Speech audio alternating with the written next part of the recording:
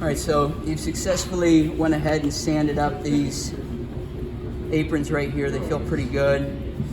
We kind of confirmed that everything fit pretty good. Those fit mighty fine. So what happens a lot of times is, remember, we did not want this this mortise right here to go super deep, because what we don't want to see is you wouldn't want to see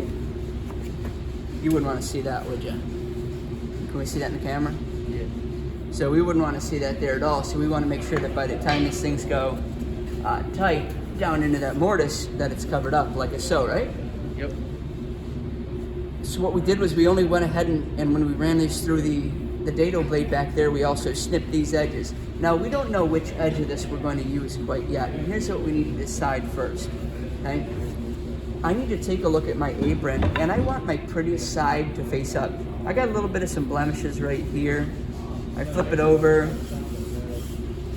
I guess this side's a little bit better, so I want this to be my outside. So I'm just gonna lightly put an O on it. And I know that my outside is gonna face out like this. And I'm gonna go fit this thing in. Now, we can see that it perfectly covers up our mortise groove down here. But what do we notice on the top? What do you notice right here? There's an opening. There's a space. Well, It's nope, it's not flush. It's sitting proud or a little bit too long, right?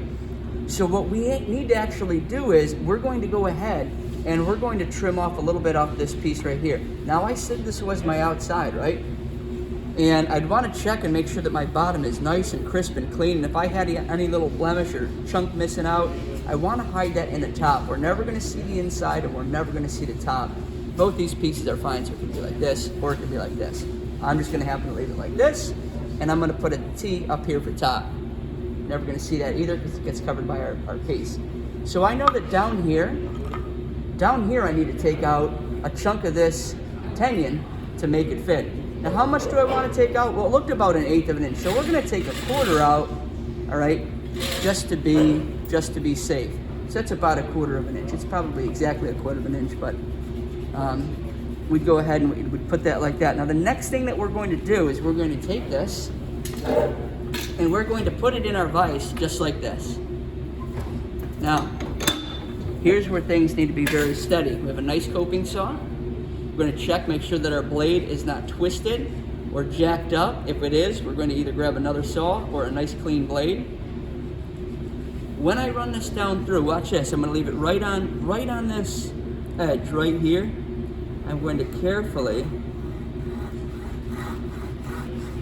without cutting into my shoulder right here, just let it skim right down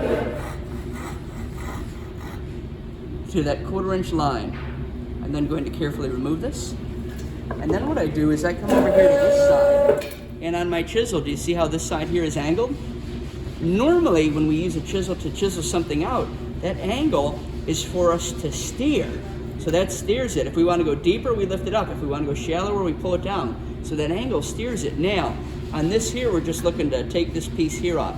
Rather than using our saw and cutting into it and possibly nicking this, all that we're going to do is we're going to take this nice sharp chisel right here. And we're just going to lightly tap it in. All right, you see how that piece broke right off? Yeah. I don't think we're cut exactly down to our line. We're going to take a smidgen more off here. Yep, that's exactly what it was. So we've taken this one here off. What do you think we're going to do on the exact same side over here? Take it off. Yeah. So we'd measure down that 1/4 of an inch, which is going to be that right there. I take my saw once more. Now look, you want to go very carefully right here. I only need to go a little bit, and I don't want to cut into the shoulder. That looks pretty good. Come back over here. I would never want to hold my hand like this and try hitting it. Everything wants to be behind it, okay? This way here, I don't wind up cutting myself. Now this chisel, I sharpen this bad boy up, and this is in really good shape. I do not need to worry about cleaning this up at all, because how much did I actually need to go down? 1/4. I needed to go down 1/8. I chose to go 1/4. all right, because that's just an extra little bit. Now look, this does not matter because outside top, when I put this bad boy here in, I can put it in, Boom, fits perfectly flush with my top, and we still don't see anything down here, okay? That's good. It does look pretty good. Now, I could tell a little bit when he sanded these, he sanded it a little bit too proud up and into here. It's not the end of the world because we will be painting these, and that black paint will hide this as a shadow.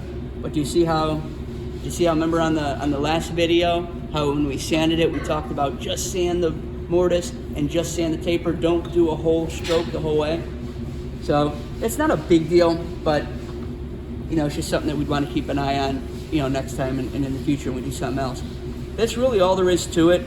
This is one of these steps that's going to take you a little bit of time. We're using really sharp stuff. It's something that we're going to have to use some finesse with. So take your time, cut it nice and slow.